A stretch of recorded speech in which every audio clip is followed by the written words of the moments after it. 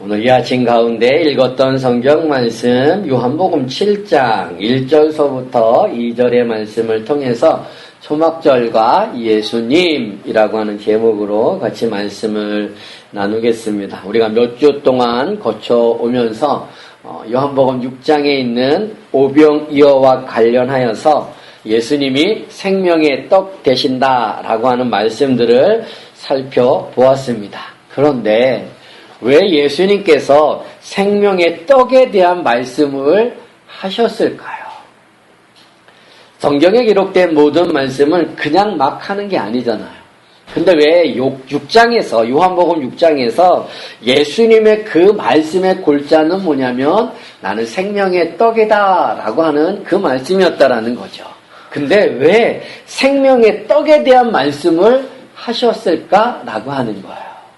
그것을 알기 위해서는 6장의 배경이 뭐냐라고 하는 걸 보아야 되는데 6장을 한번 이렇게 보십시오. 우리가 살펴보았지만 6장의 시간적인 배경은 6월절이라고 하는 거예요. 그래서 6장 4절 말씀 보세요. 마침 유대인의 명절인 6월절이 가까운지라 라고 말씀하고 있다는 거죠.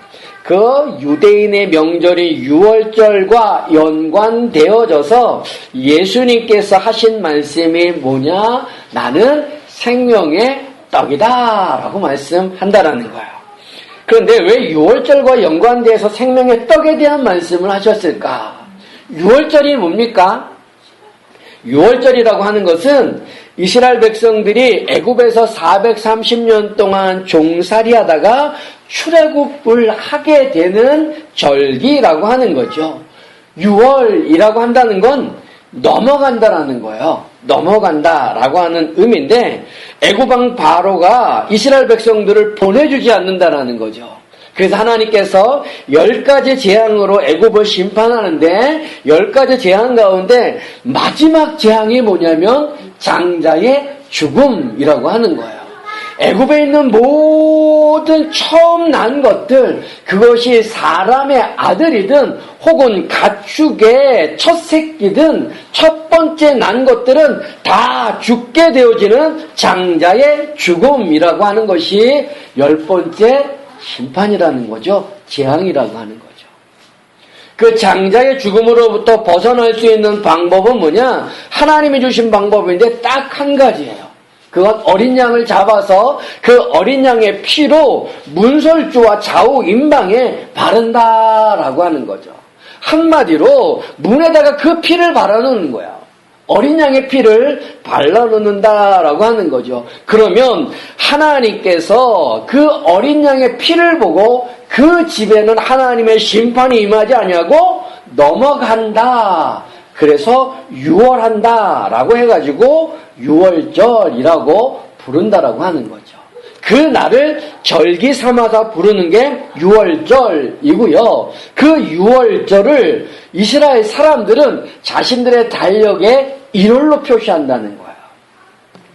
오늘날 그레고리요, 우리가 양력이라 그러죠. 그 양력으로 따지면 3월 혹은 4월 정도 돼요. 그런데 이스라엘 사람들은 그 날을 1월로 하면서 자신들의 달력을 시작한다는 거죠. 그런데 그 6월절에 반드시 먹어야 할 음식이 있습니다. 그게 뭐냐면 어린 양의 고기예요. 고기를 먹되 삶아 먹는 것이 아니라 구워 먹습니다. 삶아 먹으면 그 통 안에, 그릇 안에 이 양고기를 잘라야 되잖아요. 뼈를 잘라야 되잖아요. 그런데 그렇게 뼈를 자르지 않게 하기 위하여 구워 먹게 한다라는 거죠. 그리고 또 먹는 것이 뭐냐면 쓴나물. 그리고 또 하나 있는데 누룩을 넣지 않는 무교병이라고 하는 그 떡, 그 빵을 먹는다라고 하는 거예요. 이 세 가지는 그냥 먹는 게 아닙니다. 거기에는 담겨진 의미가 있다라고 하는 거죠. 어린 양이라고 하는 것은 그 양을 잡아서 피를 문에다가 바르는 거잖아요. 그래서 패스오버, 하나님의 심판이 임하지 아니하고 넘어가게 되어진다. 그 하나님의 심판을 면하게 할 수 있는 그 어린 양이라고 한다는 거죠. 그런데 그 어린 양은 신약에서 살펴볼 때는 누구를 얘기하냐면은 바로 예수님을 얘기하는 거예요. 그래서 세례 요한이 예수님을 보고 한 말이 뭡니까? 보라, 세상죄를 지고 가는 하나님의 어린 양이로다 라고 말씀한다는 거예요. 그리고 예수님께서 십자가에 죽으실 때에 양 옆에 강도는 아직 죽지 않아서 군사들이 그 다리뼈를 꺾어버리잖아요. 그런데 예수님은 다리뼈를 꺾지 않아요. 왜? 이미 십자가에 달리셔서 죽으셨다는 거예요. 그런데 재밌는 것은 그 6월절에 그 어린 양을 구워 먹을 때 다리를 꺾지 않도록, 뼈를 꺾지 않도록 어떻게 해요? 물에 삶아 먹지 않고 구워 먹는다라는 거죠. 그래서 그 어린 양은 신약의 누구를 상징해 주냐면 예수님을 상징해 주는 거예요. 또 그들이 먹는 것이 뭡니까? 쓴나물이에요. 그 쓴나물이라고 하는 건 뭐냐면 제약된 세상을 상징하는 것이 어디냐면 애굽입니다. 그 애굽, 제약된 세상을 상징하는 그 애굽에서 고난과 수치를 당한 것을 상징해 주는 것이 쓴나물이라는 거예요. 그래서 쓴나물을 먹으면서 그 애굽에서 당했던 고난과 수치를 잊지 말자라고 하는 거죠. 그리고 마지막으로 먹는 게 뭐냐면은 무교병이에요. 무교병이라고 하는 것은 누룩을 넣지 않는 빵이라고 하는 겁니다. 보통 우리가 빵을 만들기 위해서는 밀가루에다가 누룩을 넣습니다. 이스트라고 하는 걸 넣어요. 그래서 빵을 부풀게 하는 거예요. 그래야 빵이 맛있어요. 근데 무교봉은 그 누룩을 넣지 않는 거예요. 그냥 구워서 먹는 거예요. 맛이 없어요. 근데 성경 속에 누룩이 상징해 주는 게 있는데 그건 뭐냐면 죄를 상징해 주는 거예요. 그러니까 무교병이라고 하는 것은 누룩이 들어있지 않다라고 하는 것이고 그것이 성경적인 개념 속에서는 죄가 없음을 얘기한다라고 하는 거죠. 그래서 무교병을 먹는다라고 하는 그 의미는 뭐냐면 하나님의 자기 백성들이 먹는 생명의 떡을 상징해 주고 있다라고 하는 거예요. 그리고 누룩을 넣지 않는다라고 하는 것은 그만큼 구원의 긴박성을 얘기해 준다는 거죠. 누룩을 넣고 빵을 구우면 한참 기다려야 돼요. 그런데 누룩을 넣지 않고 빵을 구우면 바로 불에 구워서 먹게 되는 거예요. 그래서 구원의 긴박성을 의미하기도 한다라고 하는 거죠. 이런 의미의 유월절을 예수님한테 비춰보십시오. 예수님은 하나님의 어린 양으로서 이 세상에 오셨다는 거예요. 그리고 세상 속에 그 죄악으로 인한 수치와 고난을 당하였던 하나님의 자기 백성들에게 무엇을 먹이는 거예요? 죄가 없는 떡을 먹이는 거예요.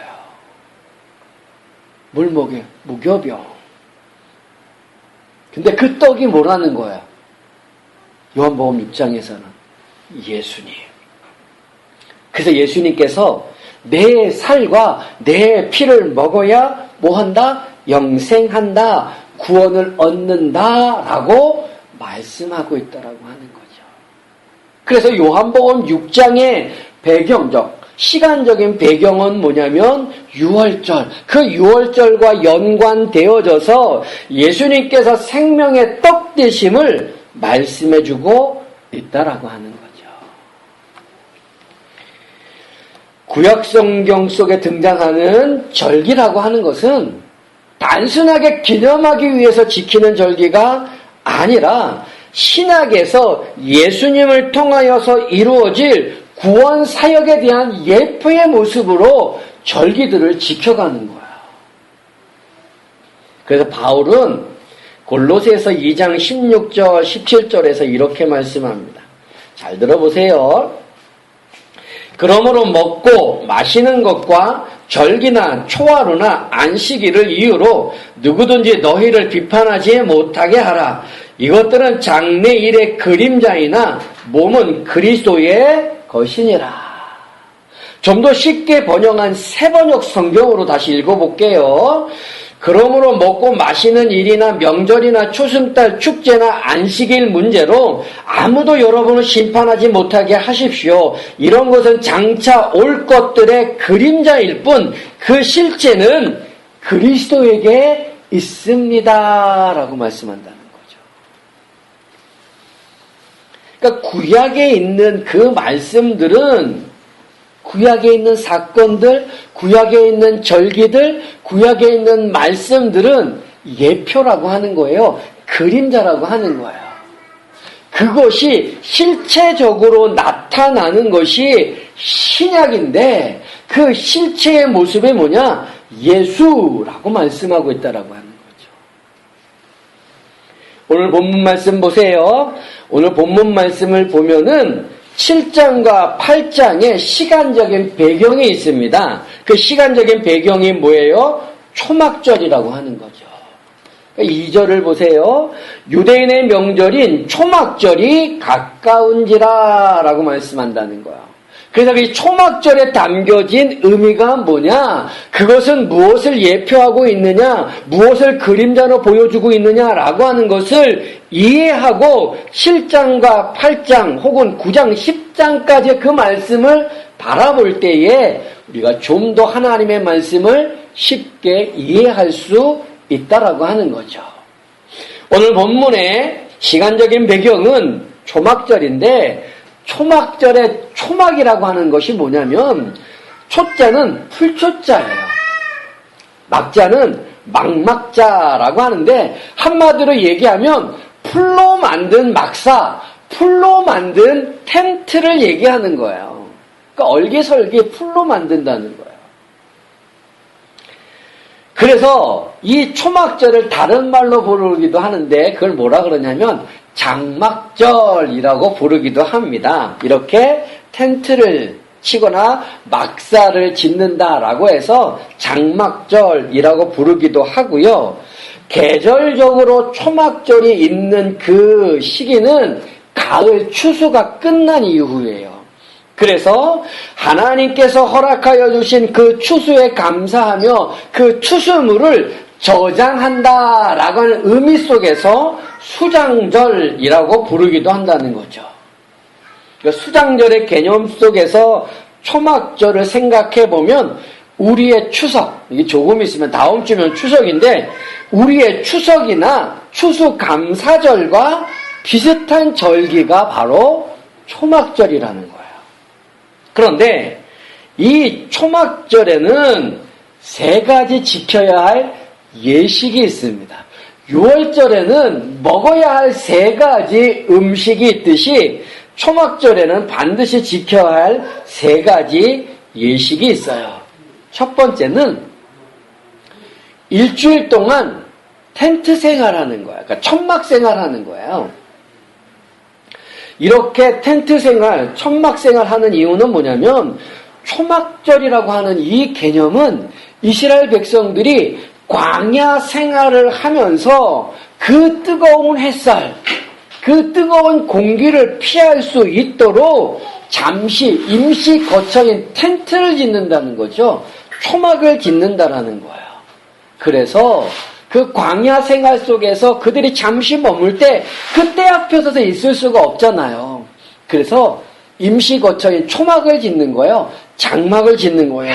거기 가서 머문다는 거죠. 거기서 몸을 쉬게 하는 그 모습을 보여준다는 거예요. 그래서 초막절을 지킬 때 반드시 일주일 동안은 이런 텐트 생활을 하는 거예요. 그런데 광야에서 장막이라고 하는 것, 초막이라고 하는 것, 텐트라고 하는 건 무엇을 상징해 주냐면 보호함이죠. 보호. 이스라엘 백성들을 보호하는 거예요. 뜨거운 햇살로부터, 뜨거운 그 바람으로부터 이스라엘 백성들을 보호해 주는 것을 상징해 주는 거죠. 그런데 광야 생활 40년 동안 이스라엘 백성들을 보호해 주는 대표적인 장막이 있습니다. 그게 뭐냐면 우리가 성막이라고 부르는 거예요. 홀리 텐트. 하나님의 임재의 상징인 언약궤가 안치되어 있는 홀리 텐트, 성막이 있습니다. 성막이 보여주는 게 뭐냐면 하나님이 너희들과 함께 한다. 너희들을 이렇게 품고 있다라고 하는 의미를 보여주고 있다는 거예요. 그래서 초막절 때는 일주일 동안 뭐 하냐? 텐트를 치고 거기서 생활하는 거예요. 또 두 번째 예식이 있는데 두 번째 예식은 뭐냐면 초막절 기간 동안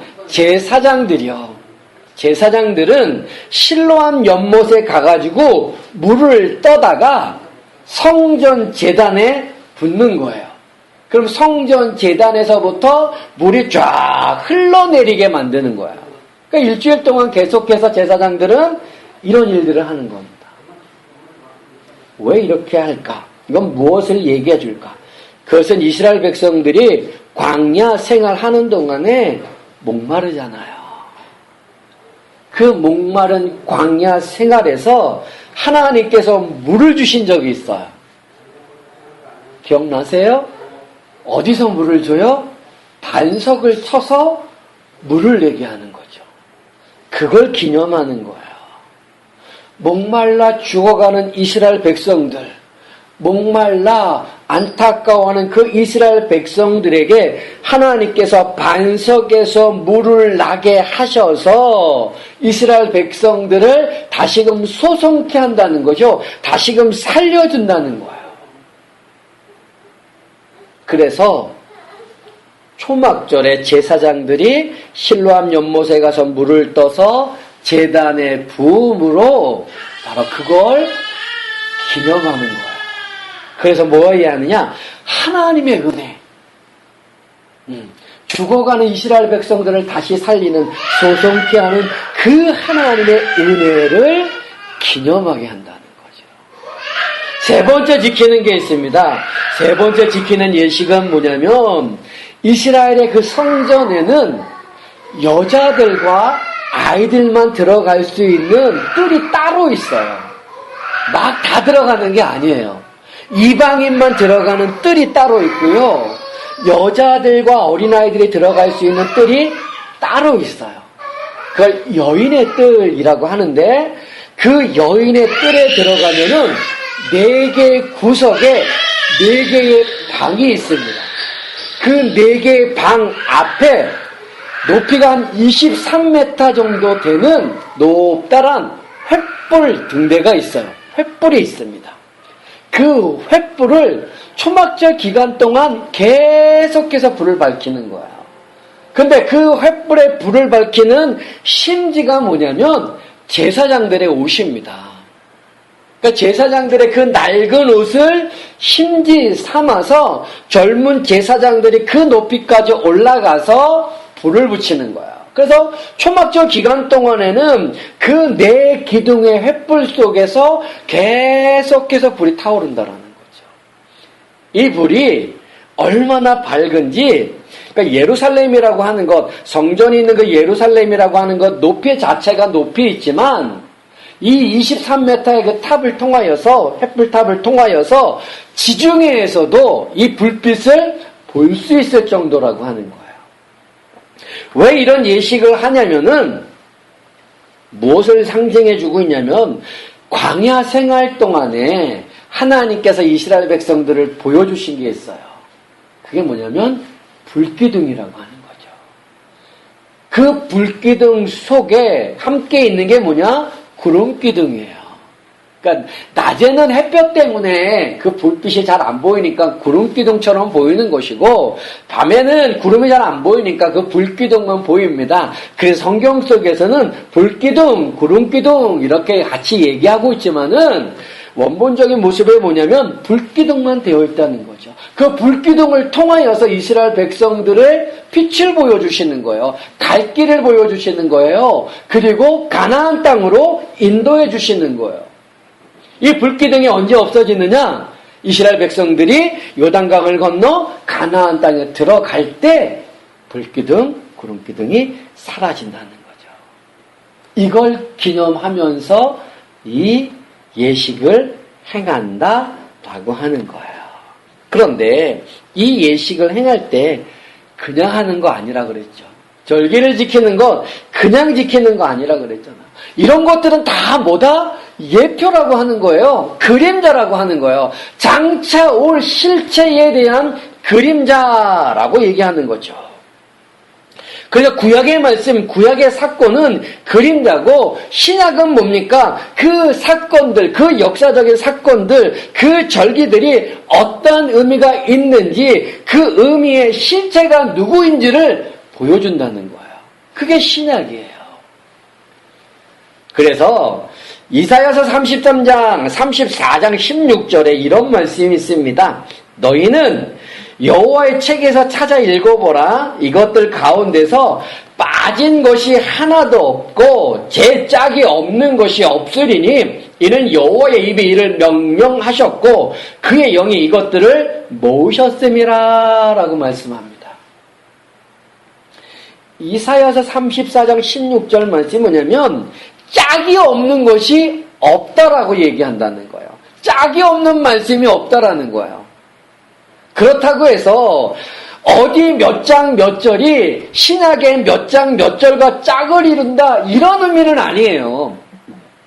짝이 없는 것이 없다라고 하는 그 의미는 뭐냐면 구약에서 하셨던 그 하나님의 말씀, 그 하나님의 말씀은 하나도 무의미하거나 하나도 성취됨이 없는 것이 없다라고 하는 거죠. 그런 의미 속에서 짝이 없는 것이 없다는 거예요. 그러니까 구약에서 하셨던 그 말씀은 반드시 신약 속에서 이루어진다, 성취된다라고 말씀한다는 거죠. 그러면 초막절에 담겨져 있던 그 의미, 그 예식이 과연 예수 안에서 어떻게 이루어졌느냐라고 하는 거죠. 그걸 한번 볼게요. 첫 번째 예식이 뭐라 그랬어요? 일주일 동안 장막을 치고 생활한다는 거죠. 장막을 치고 생활한다라고 하는 것은 하나님의 보호하심을 말씀해 주는 거예요. 그런데 요한복음 1장을 한번 보세요. 자, 요한복음 1장 14절 한번 보세요. 번거롭지만 한번 이렇게 와서 보세요. 요한복음 1장 14절 말씀 제가 읽어볼게요. 말씀이 육신이 되어 우리 가운데 거하심에 우리가 그 영광을 보니 아버지의 독생자의 영광이요 은혜와 진리가 충만하더라 라고 말씀합니다. 말씀이 육신이 되어 라고 얘기하는데 말씀이 육신이 된다 라고 하는 이 말씀은 누구를 지칭하는 거예요? 예수님이에요. 그런데 말씀이 육신이 되어 우리 가운데 거하심에 라고 하는 말씀이 있어요. 여기 거한다라고 하는 헬라어는 스케노라고 하는 단어인데 그 스케노라고 하는 그 단어가 가지고 있는 뜻이 뭐냐면 장막을 치다, 천막을 치다, 이렇게 끌어안다라고 하는 의미를 갖고 있다는 거예요. 그러니까 예수님께서 육신이 되어 이 땅 가운데, 이 세상 가운데 오시는 모습이 뭐냐? 바로 하나님의 자기 백성들의 장막을 치워주는 거예요. 텐트가 되어주시는 거예요. 그들을 끌어안아 주신다는 거예요. 그걸 보여주고 있어요. 그 예수님이 참 장막 되심, 참 천막 되심을 보여주는 거예요. 이 세상에 오심으로 하나님의 자기 백성들에게 이렇게 보호해 주신다. 그래서 로마서 8장 35절서부터 39절 말씀 누가 우리를 그리스도의 사랑에서 끊으리요 환난이나 공고나 박해나 기근이나 적신이나 위험이나 칼이랴 기록된 바 우리가 종일 주를 위하여 죽임을 당하게 되며 도살당할 양같이 여김을 받았나이다 함과 같으니라. 그러나 이 모든 일에 우리가 사랑하시는 이로 말미암아 우리가 넉넉히 이기느니라.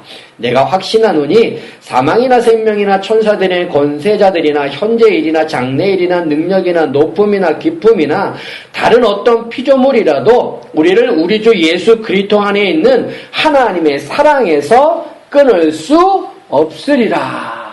왜? 예수님이 친히 장막이 되어주셔서 이렇게 보호해주고 계시기 때문에. 그래서 그 누구도 하나님의 자기 백성을 빼앗아갈 수 없다는 거예요. 이렇게 초막절에 담겨진 첫 번째 예식에 예수님이 이 땅 가운데 오심으로 그걸 우리에게 보여주고 계신다는 거죠. 두 번째 예식에 뭐였습니까?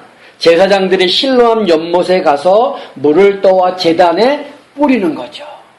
그래서 그 물이 어디서부터 흘러나오게 하는 거예요? 성전에서부터 쫙 흘러내리게 하는 거예요. 그런데 그 무엇을 상징해 준다? 이스라엘 백성들이 광야 생활하면서 목마르잖아요. 사람은 일주일 동안 물 먹지 않으면 죽어요.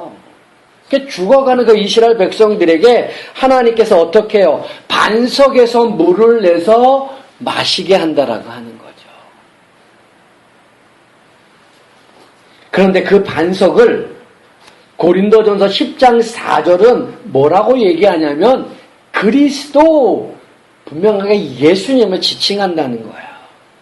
고린도전서 10장 4절 다 같은 신령한 음료를 마셨으니 이는 저희를 따르는 신령한 반석으로부터 마셨음에 그 반석은 곧 그리스도시라. 르비딤이라고 하는 곳에서 이스라엘 백성들이 목말라 할 때에 하나님께서 모세를 통하여 명령하시기를 반석을 쳐서 물을 내라고 하는 거예요.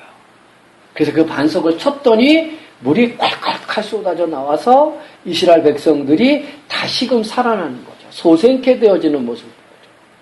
근데 그 반석을 신약에서 누구라 그런다? 예수, 그리스도. 그런데 그것을 제사장들이 어떻게 한다 그랬어요? 제단에 물을 뿌린다 그랬죠. 제단에서부터 물이 흘러나오는 거예요. 그런데 그 제단이 있는 곳은 뭐예요? 성전이잖아요. 그런데 예수님이 자기 자신을 뭐라고 불러요? 성전을 말한다는 거죠. 요한복음 2장 21절 그러나 예수된 성전된 자기 육체를 가리켜 그러나 예수는 성전된 자기 육체를 가리켜 말씀하신 것이라. 그러니까 예수님께서 친히 자기가 성전되어지시고 자기를 통하여 뭐가 나오는 거예요? 생명의 물, 생수의 물이 흘러나오게 한다라고 하는 거죠. 그래서 그 물을 마시는 자는 뭐예요? 다시금 소생케 되어진다라고 말씀한다는 거예요. 그래서 요한복음 7장 37절 38절 말씀 보면 명절 끝날 곧 큰 날에 예수께서 서서 외쳐 이르시되 누구든지 목마르거든 내게로 와서 마시라. 나를 믿는 자는 성경에 이른과 같이 그 배에서 생수의 강이 흘러나리라. 예수 그리스도로부터 뭐가 흘러나온다는 거예요? 생수가 흘러나온다. 그 물로 통하여서 그 물을 마시는 것, 그 물이 이르는 곳에 모든 것들이 다시금 생명이 소생케 되어진다는 거죠. 세 번째 예식은 뭡니까? 초막절 기간 동안에 횃불이 타오르게 하는 거죠.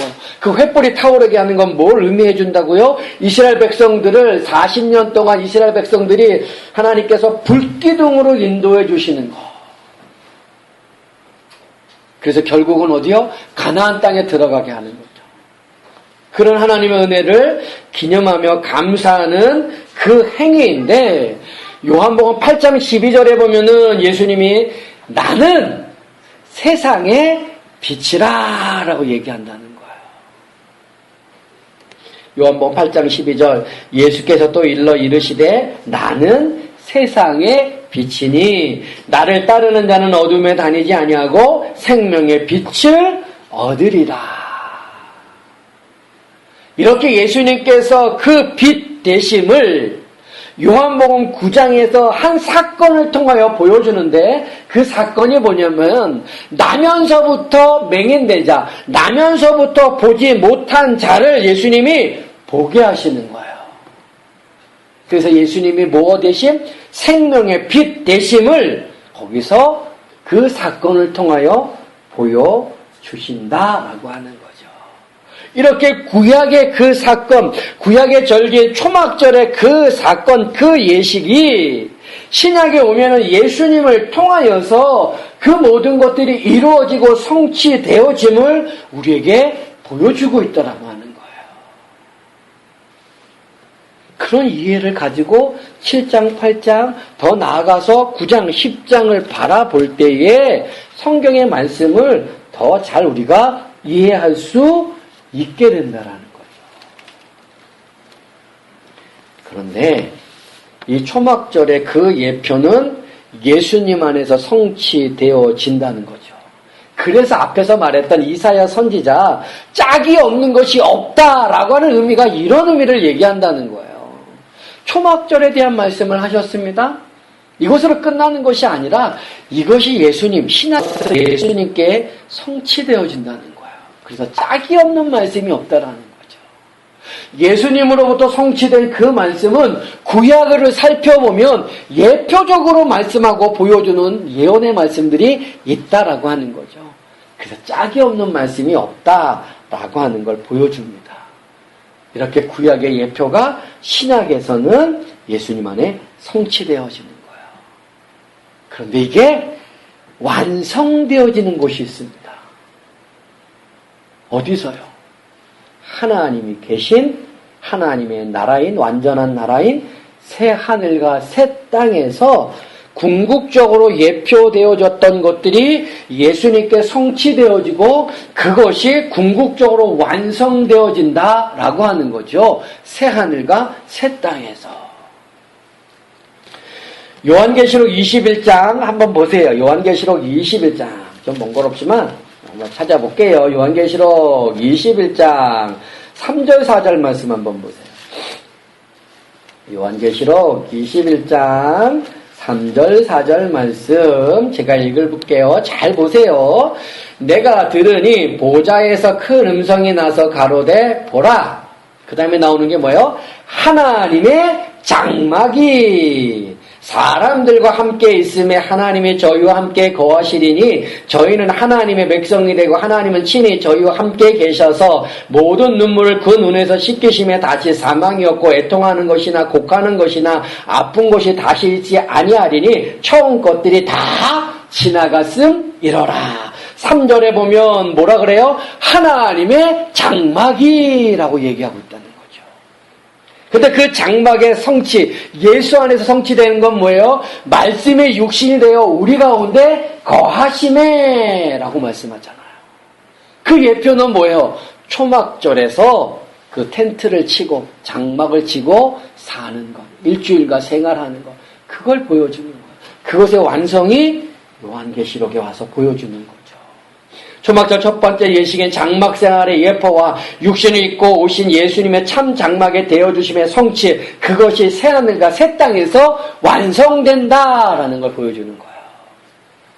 두 번째 하나 볼게요. 22장으로 와보세요. 22장 1절과 2절. 또 저가 수정같이 맑은 생명수의 강을 내게 보이니 하나님과 빛 어린 양의 보좌로부터 나서 그 길 가운데로 흐르더라. 강자의 생명나무가 있어 12가지의 실과를 맺히되 달마다 그 실과를 맺히고 그 이 나무 잎사귀들은 만국을 소성하기 위하여 있더라. 두 번째 예식이 무엇입니까? 실로한 물을 떠서 제단에 뿌리는 거죠. 성전에 있는 제단에 뿌림으로 성전에서부터 물이 흘러나와서 소성케 하는 거잖아요.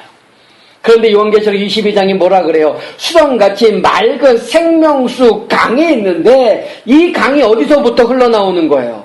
하나님과 빛 어린 양의 보좌로부터 나오는 거예요. 그래서 뭐가 되었대요? 2절 뒷절에 보면은 만국을 소성하게 한다. 초막절 두 번째 예식엔 실로암 연못에 물을 떠서 제단에 뿌리고 성전 제단에서부터 물이 흐르게 하는 그 예표는 예수님께서 친히 성전이 되어주시고 반석의 생수가 되어주심으로 생명수가 되어주심으로 성취되어지는 거죠. 그것의 완성이 뭐예요? 새하늘과 새 땅에서 완전하게 이루어짐을 보여주는 거예요. 두 번째 볼게요. 21장으로 다시 한번 보세요. 21장 22절 23절. 성안의 성전을 내가 보지 못하였으니 이는 주 하나님 곧 전능하신 이와 빛 어린 양이 그 성전이심이라. 그 다음 보세요. 그 성은 해나 달의 비침이 쓸데없으니 이는 하나님의 영광이 비치고 어린 양이 그 등이 되심이라 라고 얘기하는 거예요. 하나님이 친히 뭐가 되어주신다는 거예요? 빛이 되어주신다는 거예요. 그 더 이상 빛이 필요 없대요. 그래서 22장 5절 보세요. 22장 5절 다시 밤이 없겠고 등불과 햇빛이 쓸데없으니 이는 주 하나님이 저에게 빛이심이라 저희가 세세토록 왕노릇 하리로다. 조막절 세 번째 예식인 횃불이 타오르게 하는 그 예표는 예수님께서 친히 세상의 빛, 생명의 빛 되심으로 성취되어졌고 그것이 새하늘과 새 땅에서 완성되어진다라고 말한다는 거예요. 그래서 성경은 짝이 없는 게 없는 거예요. 구약의 예표, 신약의 성취, 새하늘과 새 땅에서의 완성, 그걸 성경이 우리에게 보여주고 있다는 거죠. 오늘 본문의 배경이 뭐라고요? 초막절이에요. 이 초막절의 배경을 이해하시고 성경의 말씀, 본문의 말씀, 나아가 10장까지의 말씀을 바라볼 때 우리가 좀 더 깊게 하나님의 말씀을 볼 수 있다라는 거죠. 그리고 그렇게 깨달은 하나님의 말씀을 붙들고 우리가 소망하는 게 뭐예요? 예수 안에서 성취된 그 말씀이 궁극적으로 새하늘과 새 땅에서 완성되어진다. 그래서 우리가 천국에 대한 소망을 가지고 살아간다는 거예요. 왜? 하나님의 말씀은 허튼 말이 없으니까. 하나님의 말씀은 짝이 없는 것이 없으니까. 예표하신 대로 성취하시고 성취하심을 우리에게 보여주심으로 그것의 완성됨을 우리가 믿을 수 있다라고 하는 거죠. 그걸 보는 거예요. 천국에 대한 소망. 하나님이십니다. 그래서 우리가 자꾸 말씀을 살피는 거죠. 우리의 믿음의 흔들림이 없고 믿음의 굳건함을 위해서. 그걸 붙들고 우리가 이 땅 가운데 믿음으로 살아가는 거예요. 사랑하는 귀한 성도들이 하나님의 말씀을 잘 깨닫고 그 깨달은 그 말씀을 통하여 새하늘과 새 땅에 대한 분명한 소망을 가지시고 그래서 이 땅 가운데 믿음으로 살아가시는 귀한 믿음의 길을 걸어가시는 우리 성도들이 다 되실 수 있기를 주님의 이름으로 축원합니다. 아멘. 기도하겠습니다.